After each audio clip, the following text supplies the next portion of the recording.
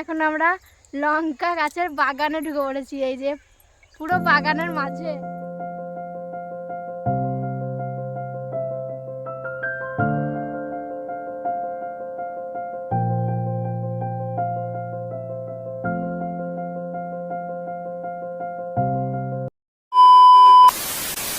আসসালামু আলাইকুম এভরিওয়ান, কেমন আছো সবাই? আশা করছি সবাই ভালো আছো, আমিও ভালো আছি আলহামদুলিল্লাহ। তো গাইজ, আজকে আমি আর আমার শাশুড়ি মা যাচ্ছি কুটুম বাড়ি, মানে আমার খালা শাশুড়ির বাড়ি, আমার শাশুড়ির বোনের বাড়ি আর কি। তো আজকে আমাদের ওখানে নেমন্তন্ন ছিল, তাই সকাল সকাল বেরিয়ে পড়েছিলাম। আর এত তাড়াহুড়োর মধ্যে বেরিয়েছিলাম যে সেরকমভাবে কোনো ভিডিওই করতে পারিনি।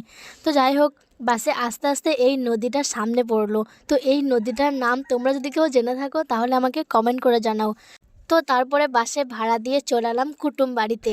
আর এই যে এটাই হচ্ছে আমার খালা শাশুড়ির বাড়ি। তো এসেই প্রথমে নাস্তাটা করে নিলাম। নাস্তাতে লুচি তরকারির আয়োজন করেছিল। তো খাওয়া দাওয়া শেষ করে বাড়ির সব বাচ্চাদের সাথে একটু দেখা করছিলাম। আর এই যে এটা হচ্ছে ছোট ভাইয়ের মেয়ে, এর নাম হচ্ছে নুসরত। আর এখানে দেখো বাড়ির সব পুচকিগুলো আমার সাথে দেখা করবে বলে চলে এসেছে।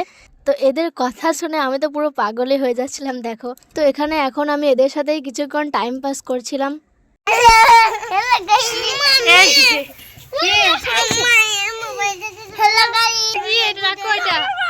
তোর নাম কি বল দাও, তোমার নাম কি? কি শোন না, ভালো নাম বল দাও তোমার। তোমার নাম কি? মন্না। মাম্পি। আর হচ্ছে সুগড়ু না, কয় সুগড়ু না, কয় ছুটকি। যাই হোক, বাড়িতে আজকে অনেক মেহমান এসেছিল, তাই ভাবিরা উঠোনে রান্না করেছিল। আর এদিকে ভাইরা বাজার থেকে অনেকগুলো মাছ নিয়ে এলো। আর মাছগুলোর সাইজটা তোমরা একবার দেখো, কত বড় বড় মাছ। আর এক একটা মাছও কিন্তু বেঁচে ছিল, লাপাচ্ছিল। তো এখানে কিছু কিছু মাছ ভাজছিল, আর রান্না করার জন্য কিছু মাছ রেখে দিয়েছিল।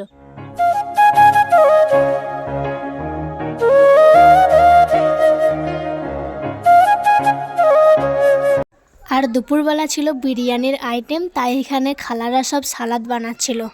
আর আমি আর আমার শাশুড়ি মা তো বাড়ি থেকে গোসল করেই এসেছিলাম, তাই সবার আগে বিরিয়ানি খেতে বসে গেছি। আর এখানে সবাই বিরিয়ানি খাচ্ছিল একসাথে। তোমার নাম কি বল দাও তো একবার। নুসরাত। ভালো নাম বল দাও, ভালো ভালো নাম। নুসরাত। তোমার আব্বুর নাম কি? তোমার মায়ের নাম কি? সুইটি।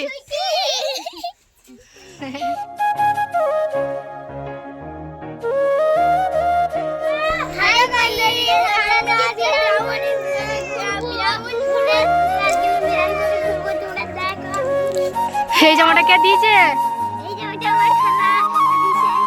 দারুণ হয়েছে। আর এই মাম্পি, তোমার জামাটা কে দিয়েছে? কি সুন্দর। থাক হয়ে যাবে।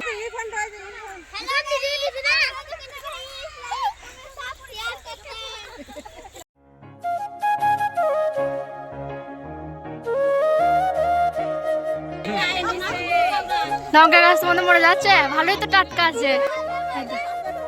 এই তো লঙ্কা ভালোই টাটকা আছে, শুকিয়ে যাচ্ছে বলছো? আর ওইগুলো কাদের? ওই জমিগুলো কাদের? সব তোমাদের? ওইগুলো রে, তোদের এই জমিগুলো সব? এগুলো কি লাগানো আছে সব?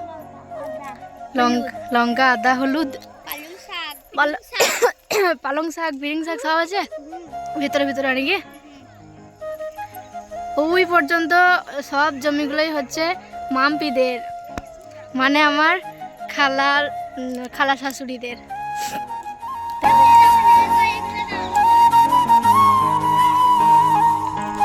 মাম্পি, তোর আব্বা, তোর কাকা সবাই বলছে লেকিন, কিন্তু বলছে না, কথার মাঝে মাঝে বলছে কিন্তু বলি তো আমরা, কিন্তুটা ওরা বলছে লেকিন।